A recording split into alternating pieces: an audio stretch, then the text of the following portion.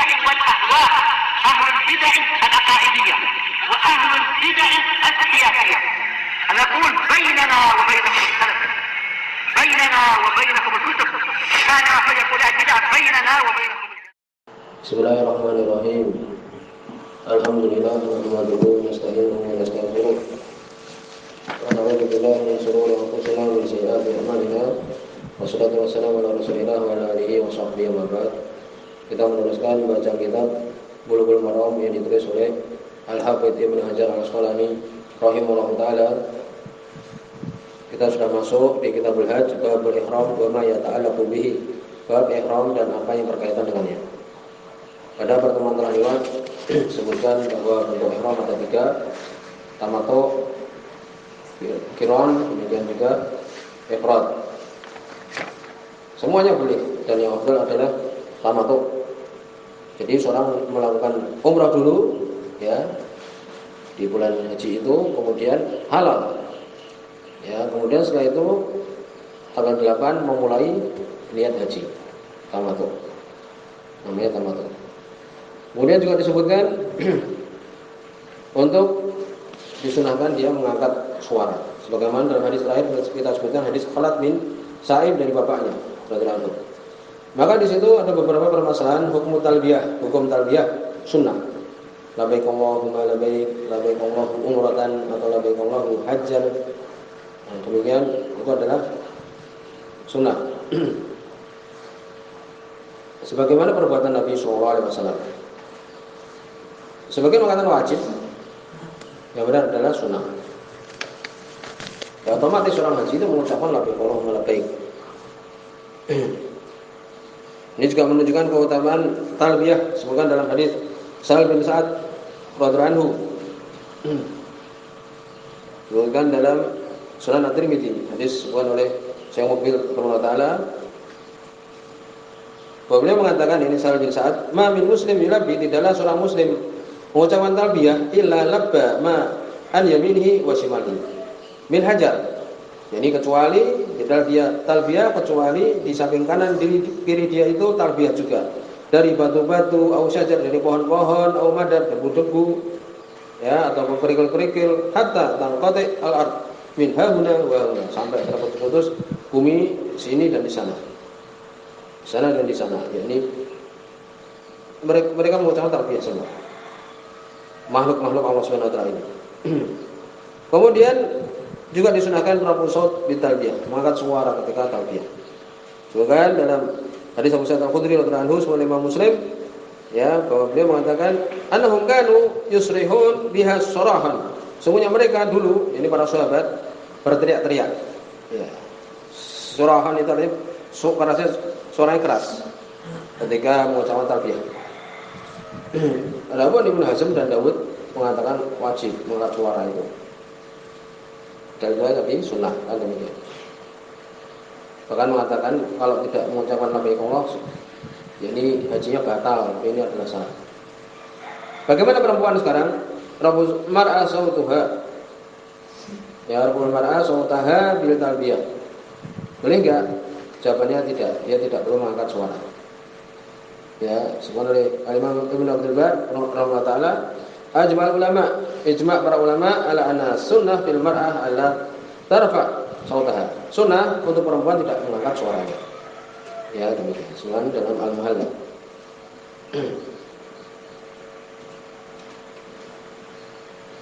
Ini demikian.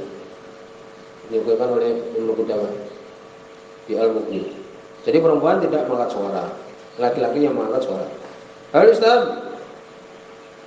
dzikra ma ahrama bihi fi talbiyah. Ini apakah disukai untuk dia itu mengatakan ya labbaik Allahu hajjan. Kalau tadi kan labbaik Allahumma labbaik sudah selesai. Sekarang apakah mengucapkan itu ya untuk diucapkan ya?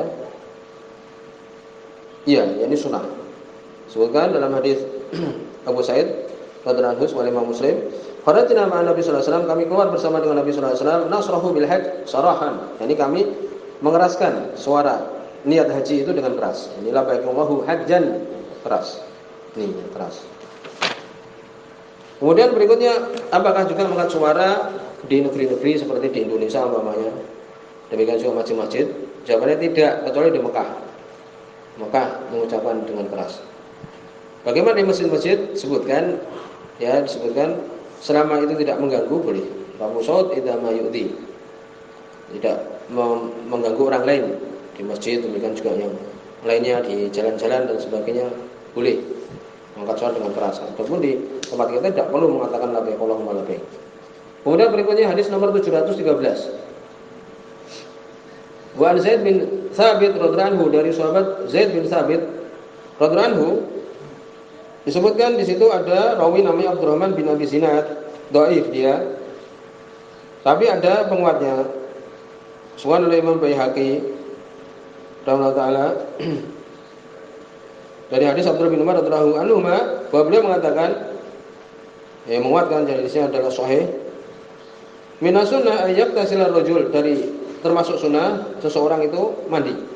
Idza arada ayyahrum, apabila ingin ihram.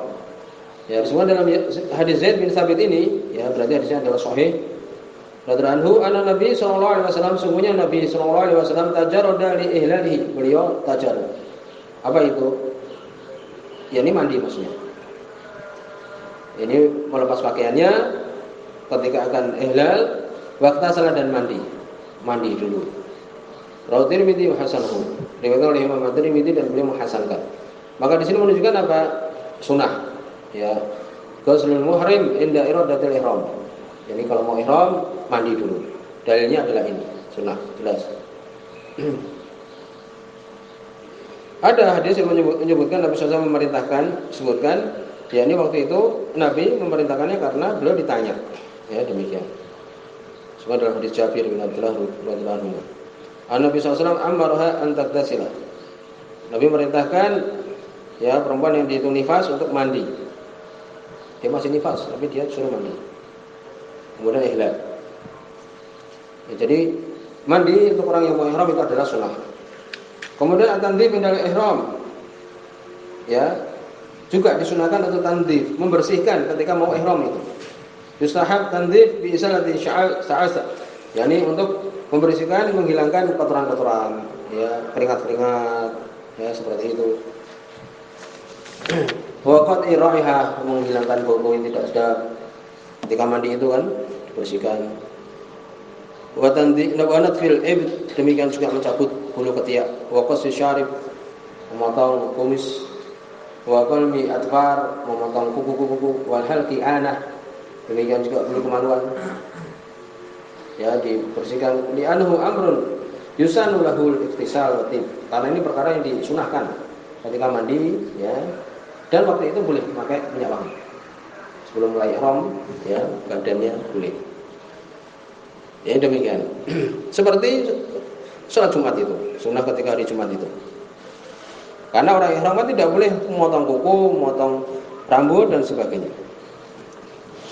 Berikutnya hadis nomor 714. Ini tidak boleh memakai pakaian-pakaian seperti celana dan sebagainya, ya, untuk laki-laki. Sungguh di sini hadis nomor 714, wa an Ibnu Umar radhiyallahu anhu, dari sahabat Abdullah bin Umar radhiyallahu anhu. Hadis Bukhari dan Muslim. Ini untuk laki-laki yang disebutkan.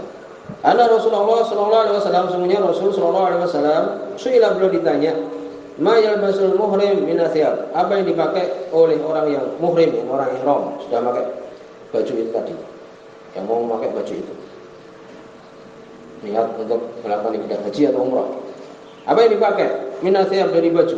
Qala, maka Nabi SAW beliau mengatakan, ala talbasul kumus, jangan kalian memakai al-kumus, gamis-gamis, jubah-jubah, gamis-gamis tidak boleh ketika ihram, itu tidak boleh. Walal amain, demikian juga imamah tidak boleh. Walal sarawilat, sirwal, celana-celana sirwal itu.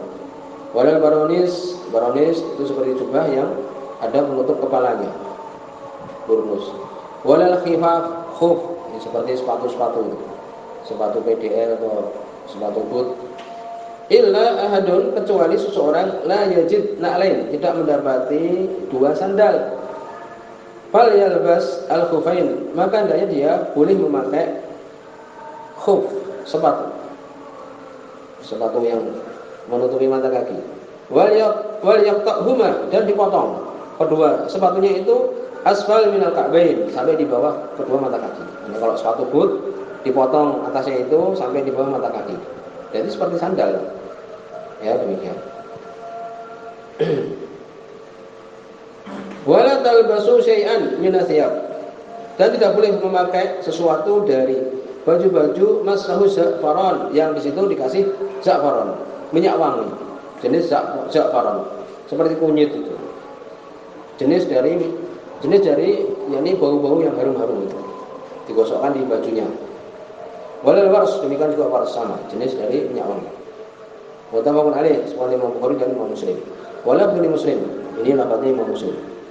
Maka di sini ada beberapa pembahasan ma yahramu 'alal muhrim li lubsuhu, apa yang tidak boleh bagi orang yang muhrim memakainya.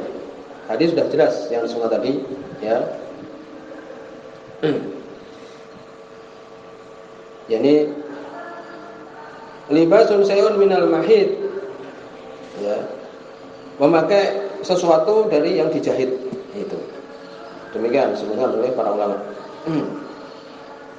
Dan masuk yang dimaksud dijahit ini adalah, ya, ulama yang dijahit membentuk seperti tangan atau kaki itu, seperti sarung, ini seperti apa, celana, seperti baju yang dijahit seperti itu kan.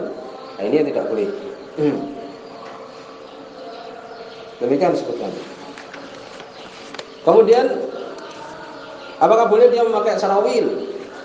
Celana ini tadi kan hadisnya tidak boleh kan?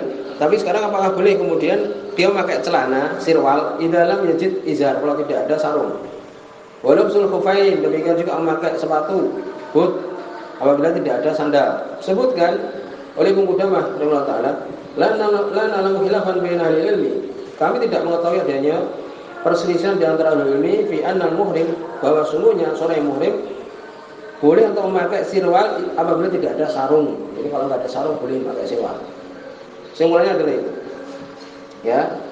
Apa dalilnya? Sebuah hadis Abdullah bin Abbas radhiyallahu anhuma.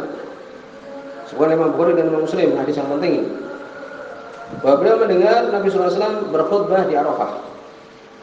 Kemudian mengatakan sallallahu alaihi wasallam, "Malam yajid na'lain," kalau tidak ada dua sandal, fal yalbas kufain, maka boleh memakai dua sepatu. Malam yajid izaron, kalau tidak ada sarung, izar, fal yalbas sarawil lil muhrim, pakailah sarawil, celana sirwal bagi orang yang muhrim.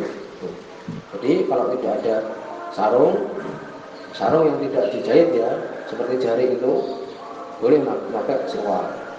Ya, itulah yang bisa kita ketahui orang yang mau umrah itu kan pakaiannya kayak sarung itu, tapi apa, sarungnya tidak dijahit. Seperti selendang itu kan, putih itu. Terus di atasnya kan ada juga, ya, seperti selendang juga, atas juga, bawah juga. Cuma yang bawah nanti disebutkan boleh untuk dilipat. Jadi kita pakai sarung itu kan dilipat. Kemudian boleh dikasih seperti apa, sabuk gitu. Itu. Jadi kalau tidak ada boleh pakai. Kalau tidak ada gimana lagi, pakai sirwal.